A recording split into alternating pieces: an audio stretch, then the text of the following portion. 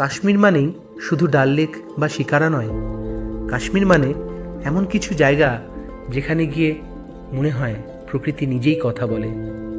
আজ আমি তোমাদের নিয়ে চলেছি কাশ্মীরের এমন একটা জায়গায় যেটা প্রকৃতির কোলে লুকিয়ে থাকা এক টুকরো স্বপ্নের মতো, Pahalgam.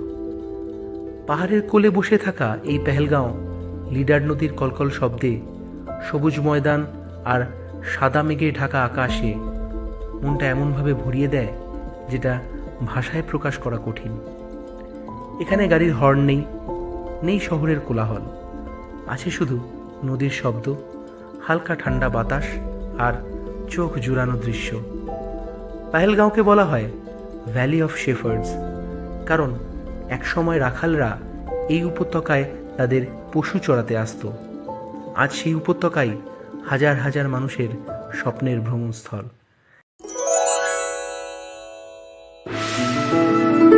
Welcome to travel India. Travel ইন্ডিয়ায় সবাইকে স্বাগত জানাই। নমস্কার বন্ধুরা, আমি অভিষেক।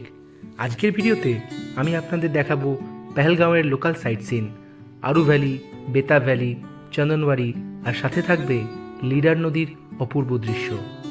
সব কিছুই আমরা ঘুরেছিলাম একদিনে লোকাল ট্যাক্সি নিয়ে।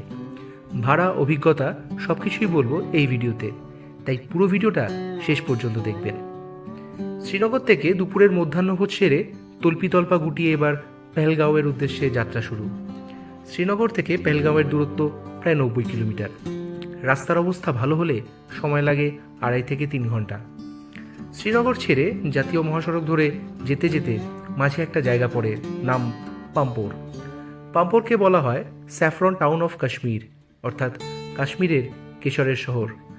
এই এলাকাতেই চাষ হয় বিশ্ববিখ্যাত কাশ্মীরি কেশর, যেটা রং, গন্ধ আর গুণমানের জন্য প্রসিদ্ধ।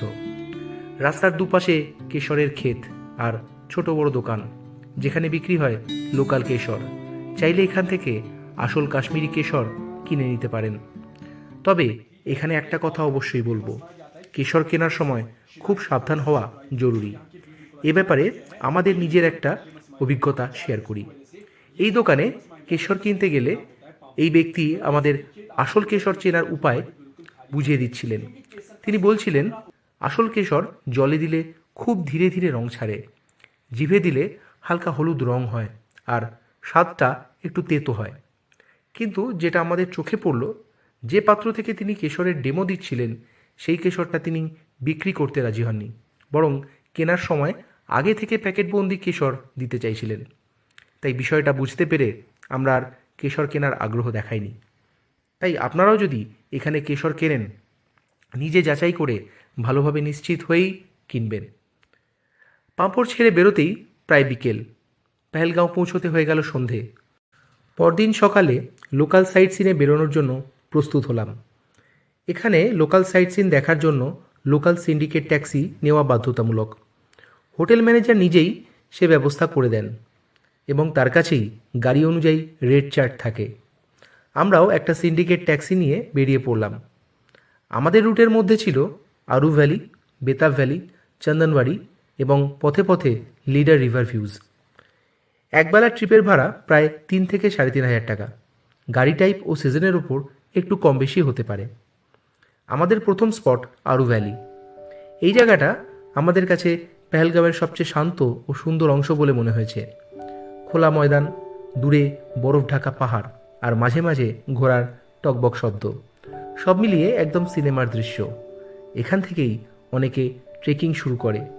শীতে এই এলাকা বরফে ঢেকে যায়। আগের দিন রাতে এখানকার তুষারপাতের প্রমাণ তখনও আশেপাশে চোখে পড়ছে।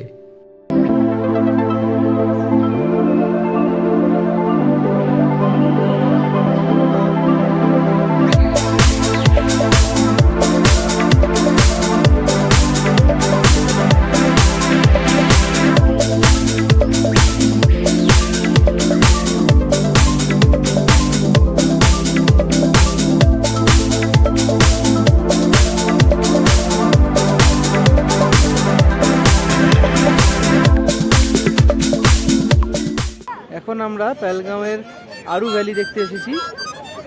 আরু ভ্যালিতে দাঁড়িয়ে রয়েছি। और एंजॉय এখন খুব সে মহতরগান বাজিয়ে যাচ্ছে। তনুশ্রী অলরেডি কুইট খুলে ফেলেছে, ছবি তুলতে হবে এখন। আমাকে অনেকক্ষণ ধরে বলছে যে একটু ছবি টবি নাও, তো আপাতত ভিডিও দিয়ে শুরু করলাম। ওই দেখো সেলফি শুরু। চারদিকে ভিডিও দেখাই, পাশেই এত বরফ।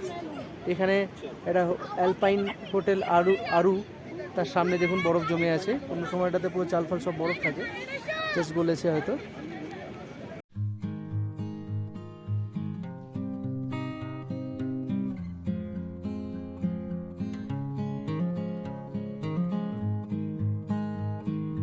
এরপর আমরা গেলাম চন্দনবাড়ি, যেটা অমরনাথ যাত্রার শুরুর পয়েন্ট হিসাবেও পরিচিত। এখানে রাস্তার ধরন একটু আলাদা, চারদিকে পাহাড়ের পাথুরের রূপ আর ঠান্ডা হাওয়া। শীতে এখানে বরফ পড়লেও গরমকালে এটা একদম আলাদা সৌন্দর্য নিয়ে হাজির হয়।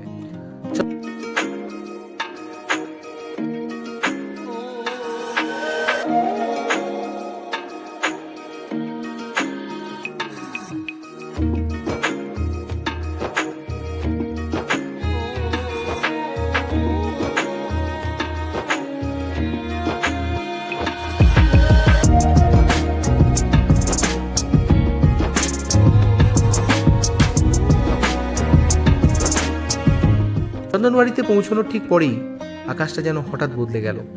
হালকা বৃষ্টি, তার সঙ্গে কনকনে ঠান্ডা হাওয়া। মুহূর্তের মধ্যেই পরিবেশটা হয়ে উঠল বেশ কঠিন। চারপাশে কয়েক ফুট পুরু বরফের চাদর, সেই বরফের উপর দিয়ে হাঁটা সহজ ছিল না মোটেই। চাইলেও তাই এখানে বেশিক্ষণ সময় কাটানো সম্ভব হলো না।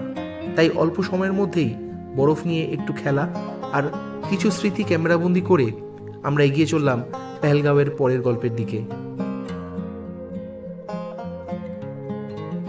এরপর আমরা গেলাম বেতাব ভ্যালি। এই জায়গাটির নাম হয়েছে হিন্দি সিনেমা বেতাব এখানে শুটিং হওয়ার পর থেকেই। চারদিকে সবুজ ঘাসের মাঠ, পেছনে পাহাড় আর সামনে বয়ে চলা স্বচ্ছ জল। এটা হলো বেতাব ভ্যালি। এই নিচে যে ভ্যালিটা আমরা দেখতে পাচ্ছি এটা হচ্ছে বেতাব ভ্যালি। এখানে নিচে গিয়ে একটা গেট আছে, ওখান দিয়ে এন্ট্রি টিকিট করতে হয়, করেও বেতাব ভ্যালিতে ঢোকা যায়। আর এন্ট্রি টিকিট অ্যাডাল্টদের ক্ষেত্রে 100 টাকা আর বাচ্চাদের ক্ষেত্রে 50 টাকা। এছাড়াও উপর থেকেও এই জায়গাতে দাঁড়িয়ে সুন্দর একটা ভ্যালি ভিউ পাওয়া যায়। জানি না নিচে গেলে কতটা ভালো লাগবে, তো আমার মনে হচ্ছে উপর থেকে ভ্যালি ভিউটা বোধহয় অনেক বেশি ভালো। তো যে কারণে আমি উপরে দাঁড়িয়েই ভিডিওটা নেওয়ার ডিসিশন নিলাম। ড্রাইভার ভাইকেও জিজ্ঞেস করলাম, উনিও বললেন যে অধিকাংশ লোক উপরে দাঁড়িয়েই করেন। আপনারা চাইলে নিচে গিয়েও এটা ভ্যালির ভিউ নিতে পারেন। অসাধারণ জায়গা অবশ্যই।